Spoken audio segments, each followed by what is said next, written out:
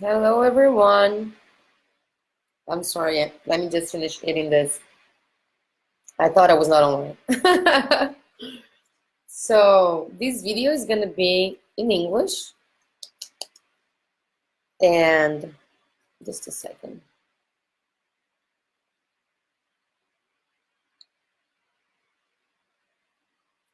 Yes. So this video is gonna be in English. I just made a video. I just came online talking about nonviolent communication, and I was asked like a few weeks ago, maybe, why to study? Why should I study or practice nonviolent communication? Someone asked me, like, why does this make sense? How would this add up to my life? How would this change anything?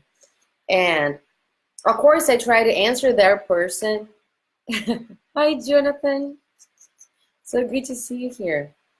So of course, I tried to answer that person, but I was with this in my head, and I'm like, maybe I've been talking so much about this subject, but I never actually explained to people why do I think this is important. And most people come to me and they're like, oh, you bring in nonviolent communication and dance together or whatever. And they're like, huh, interesting. But in their head is to like blank. What does that mean?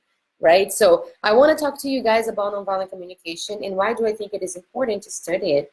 And the first thing that I would say is that more than important to study it in an intellectual level, it is important to practice it. So nonviolent communication is this beautiful little book.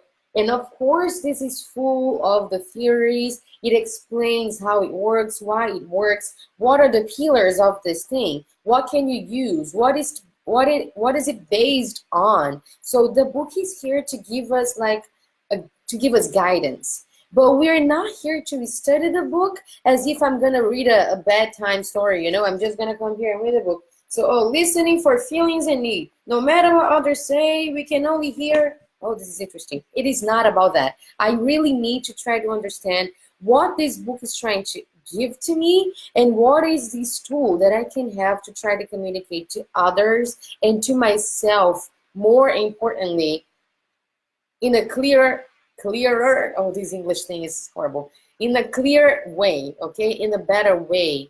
So one of the reasons why, I'm just gonna sum it up and then I'm gonna discuss about it, is that I really believe that nonviolent communication can help us to communicate to ourselves in a very deeper way. At the same time, it helps us to communicate to people in the same level. And even if we don't communicate with them directly, like verbally, I am still communicating with them by just understanding their existence in the world. So I know this sounds a little crazy, but nonviolent communication is going to work with few concepts you guys already know, right? So like self-responsibility, clarity, awareness, violence, and types of violence, and needs, and feelings, and intentions, and requests, and all sort of concepts which will help you to live this life a little bit more authentically, a little bit more lighter. Like some problems that we have in life, they come to us because actually we have no clarity on that. And sometimes just by changing our mindset, not sometimes, many times, or most of everything, right? Just by changing our, what is this here, Jesus? Just by changing our mindset, so many things start changing along with that. And certain problems that you had before, they're no longer problems. Like, wow, I cannot believe that I spent such a huge amount of time worrying about something. Then now I actually understand that I don't even care. Like, how come I never knew that before? Why was I stuck in the situation where I thought I have to do something? And now I just realized that I don't have to do anything. Okay? So one of the reasons why is that nonviolent communication is a practice. And as a practice, or as a tool, it is not perfect. So we have this idea that I need to understand something, I need to like something 100%, something has to be extremely right or extremely wrong, so I choose what to do out of this. So why do we still live in this world of extremes, or when something needs to be 100% perfect, or this thing is completely like out of my world? This is not reality. We live in a world that is full of shades.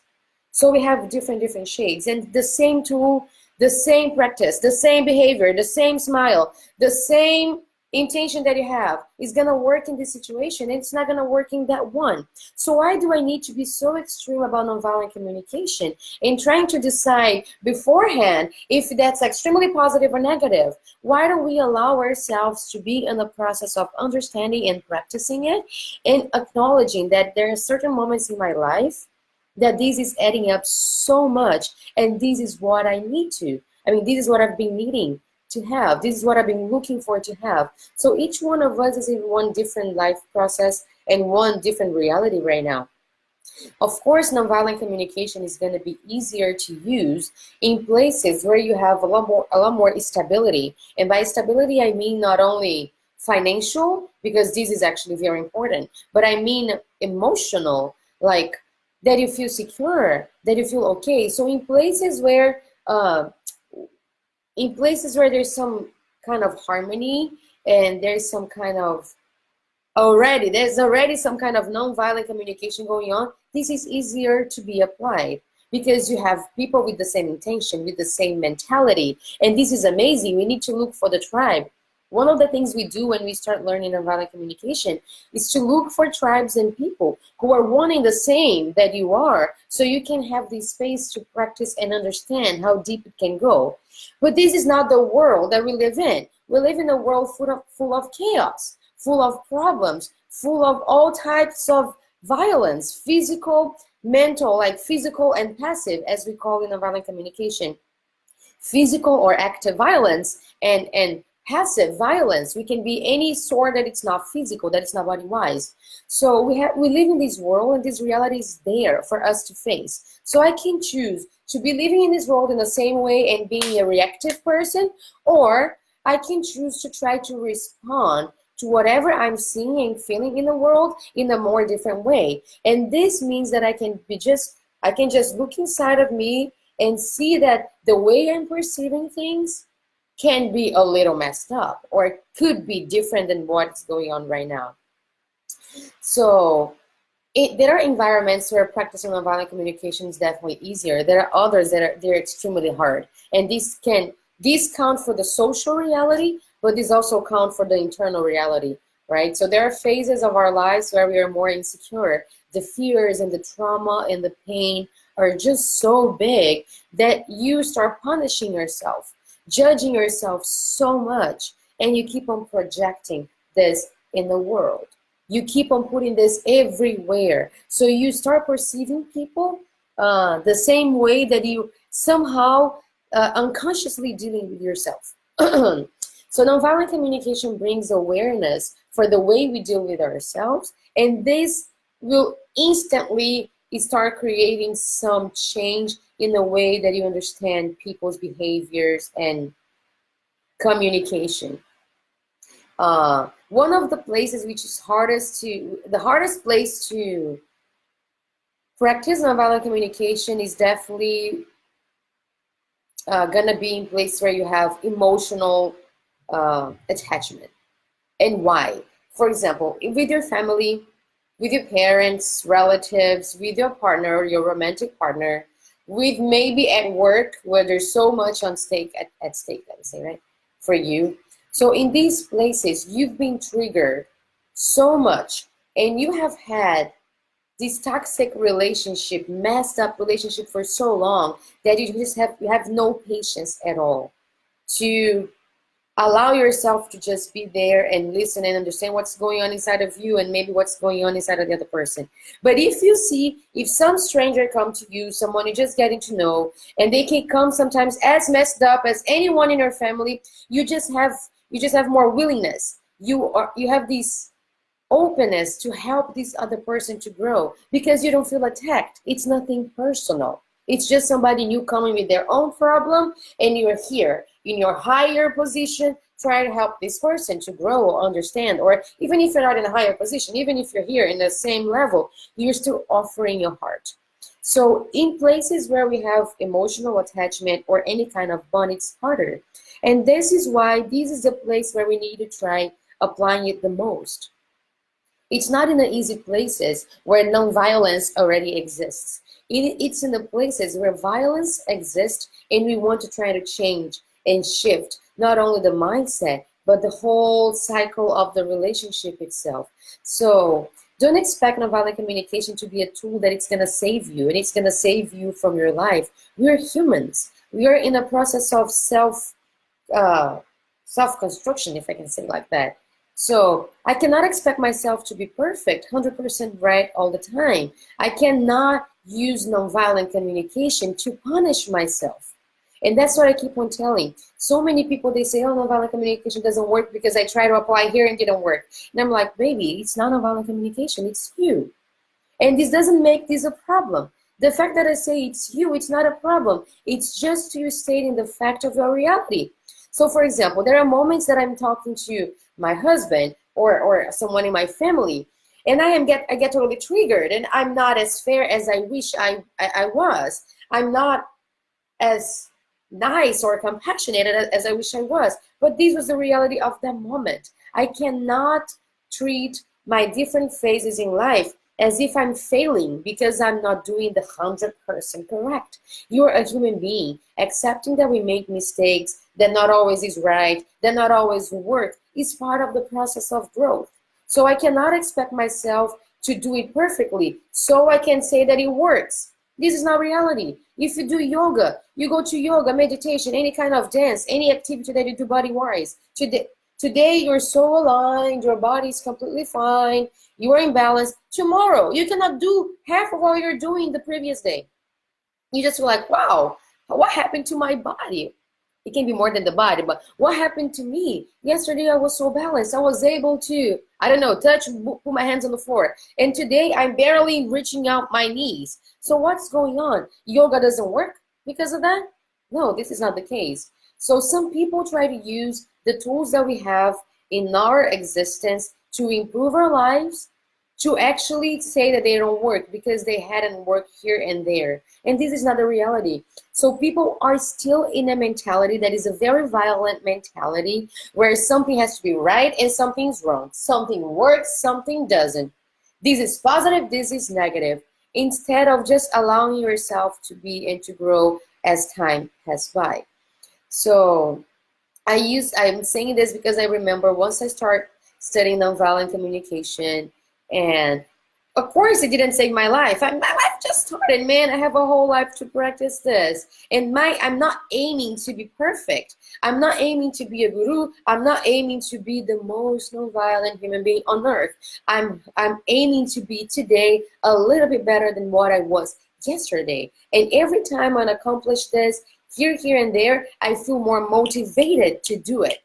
I feel more engaged to get my better self out there, not only for people, but also for myself. We have this self relationship with us. We have this relationship with ourselves. So whatever I start doing here, it starts flourishing and it starts reflecting on how I deal with other people. So the reason why I was saying that people use these tools to punish themselves, it's because I'm gonna give an example. The other day, I was having a discussion with somebody, and of course I was not in my better state. I was not with my mind so clear. It was not my better self. It was not my nonviolent communication side working. I was triggered. I was judgmental. I was a Jekyll, as I already am. This is what I know how to be the best, a Jekyll. And then what happened is that the person, once I was like, in the beginning I was trying to be there, and then I got triggered, my emotions took over, and I was like being myself in my regular state. And then the person starts saying, oh, is this nonviolent communication? That's how nonviolent, is this what nonviolent communication is teaching you? So the person started using the tools that I use to improve in order to show me that I'm not there. But he's assuming that I want to be in perfection. It was not me. So that situation was so absurd. The only answer I had at that moment, I don't know if it's nonviolent communication or not, it was like, don't try to use the things that I'm using to myself in order to improve my relationship with me and with you as a tool to punish me, even if it doesn't work. Please don't try to do that. So that might not have been the best answer ever. It might not be the whole nonviolent communication structure, but that was so like it was so relieving to say that. To be very honest, this answer that I gave to the person ended the discussion, ended the argument, because for some reason, some clarity came to that human being, and the person was like looking at me in a very weird way, like, oh, so I'm trying just to prove that whatever she's trying to work on herself doesn't work. So this is when we see how Jekyll we are in the world. We try to use people's reality with their successes and their failures. Oh my gosh, English is so crazy. So we want to use these both sides of their reality to put on their face that they're not perfect, when both or most of us are not even trying to be that. So yeah, I was writing a few things about nonviolent communication that I want to say, but basically this is the thing. My video in Portuguese was very long. It was like 30 minutes, but the essence of the video is the same. Is to let you guys know, just a second.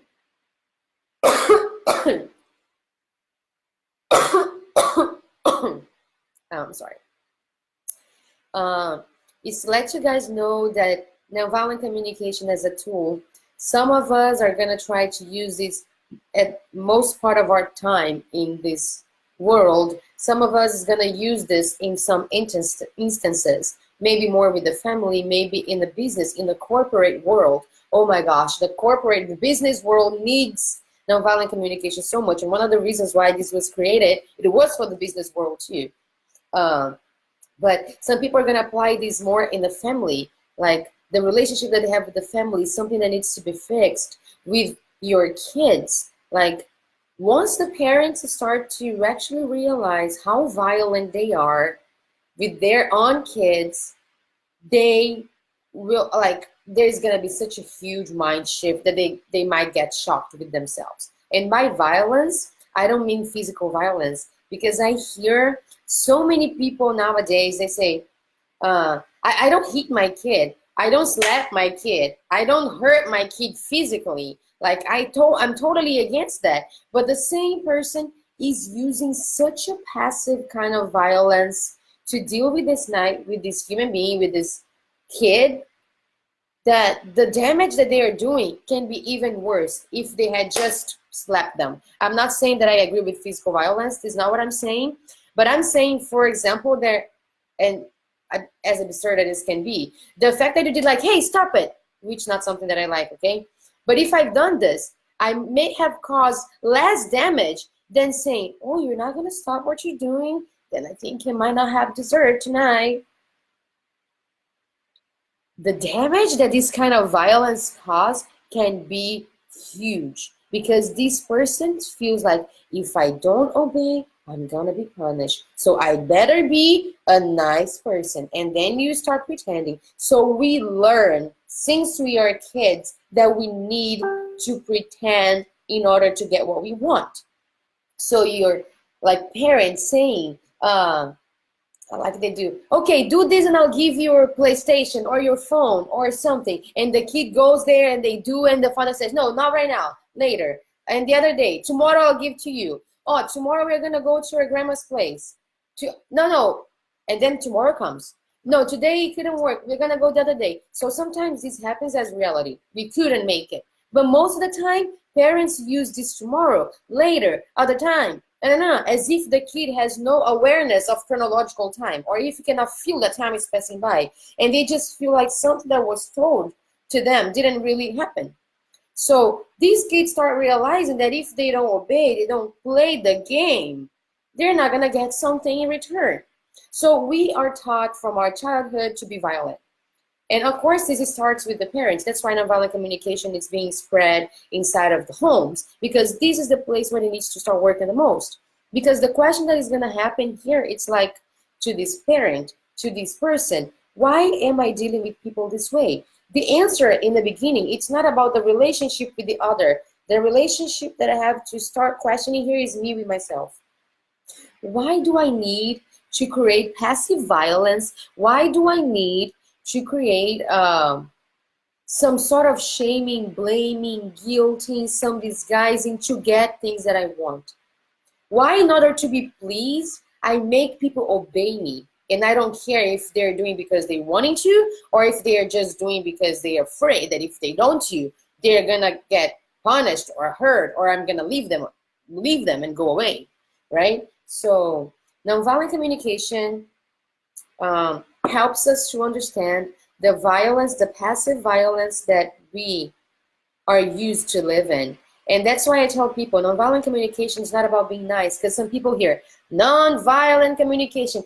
Oh, it's this world where everyone speaks like this and life is. It is not reality.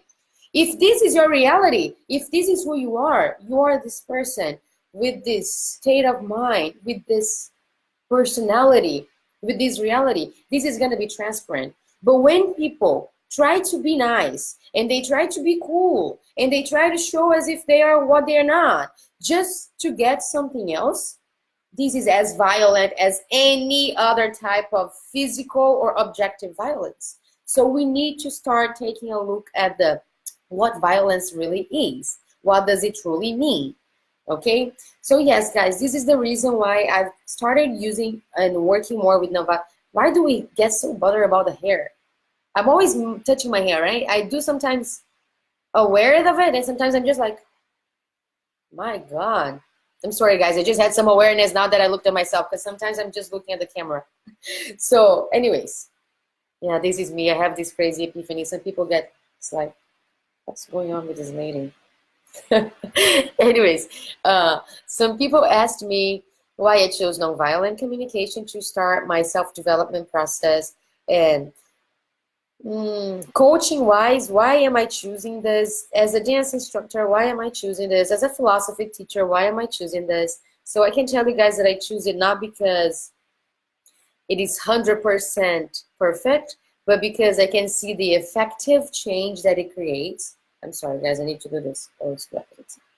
So because of the change that it creates, it's because I believe the root for any change that happens in our lives is in our mindset. And our mindset is connected to how we communicate to ourselves mentally, emotionally, physically, and also the way that we communicate to people out there, also mentally, also emotionally, also physically, energetically, spiritually. Anyway, any way that you want to denominate here right now. And the reason why I'm bringing this to dance and to Zouk is because, first of all, it's the place where I am at right now. So this is my reality. Of course, we bring this to our reality. We bring this to our family, to our friends. We try to spread this as much as possible. But second, because Zouk is such an important place for me in this world. Like, it's the place where almost everything that I'm talking here was awakening.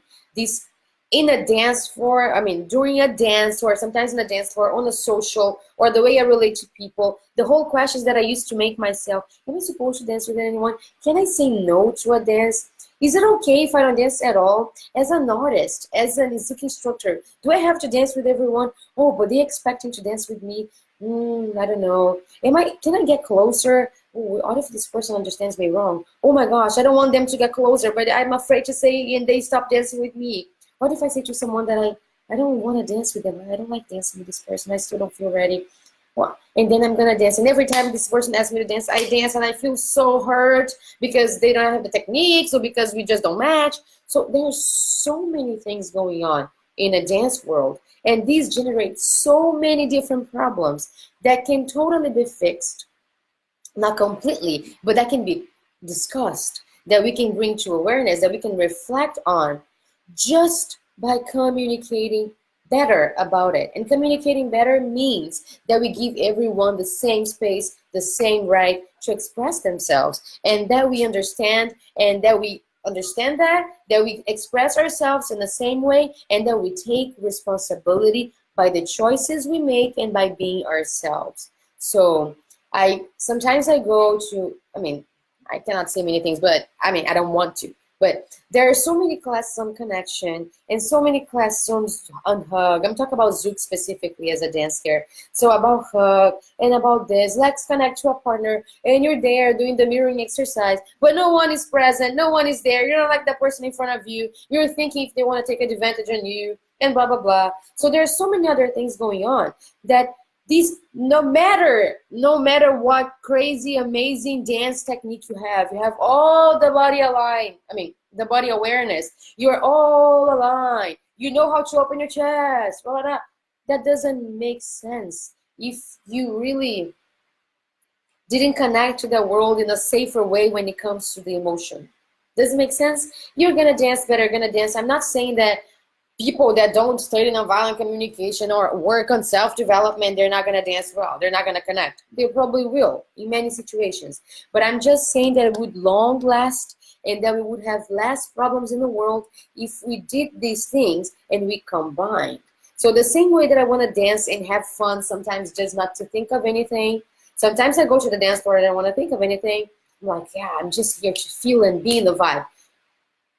Sometimes I go to the dance floor because I want to practice something that I learned with my instructor. So I'm there, but I'm trying to actually to concentrate on the steps. So we have different reasons and different variations. But if the dance world and the social dance is, how can I say, is a result, not a result, it's a reflection of our reality, right? So it's a reflection of our social reality, and Jonathan could explain a lot more about this and deeper about this. But anyways, whatever happens in the dance floor, it's not something completely new. We have the same problems out there. So if I can contribute to the dance community by bringing awareness to some of these things, bringing these discussions, and allowing people to agree or disagree or whatever, I already feel like I'm contributing a lot more to the world, because these are the same people. They're going to be able to associate whatever is going on inside of the dance floor to their own realities. And slowly, we are going to be able to create a world that is more authentic, healthier in all ways, in all possible ways, and even more fun. So yes, Jonathan's still here. Oh my gosh, I love him, guys. You guys need to meet him. Anyways, this is the reason why I'm bringing nonviolent communication as a topic for us to discuss, and I have my projects going on. And I just hope you guys can be with me in this journey, and wherever you are at, just own it, be you, and I would be glad to live in a world that is authentic and not in a world that we live under masks, pretending to be whatever we think we have to be in order to be liked, to be praised, to be whatever. Okay? Thank you so much, everyone.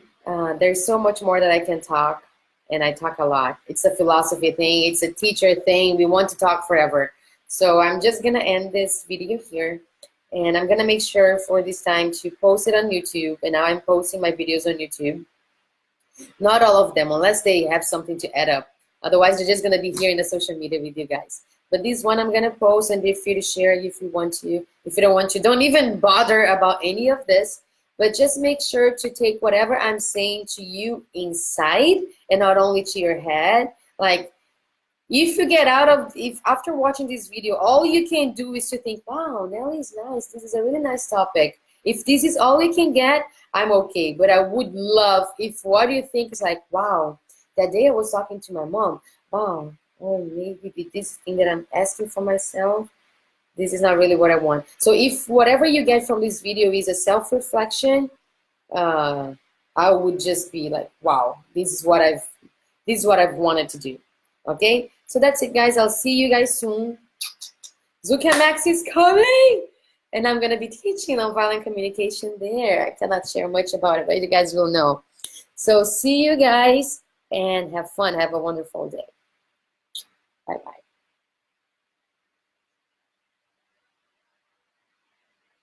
How do I end this? Okay.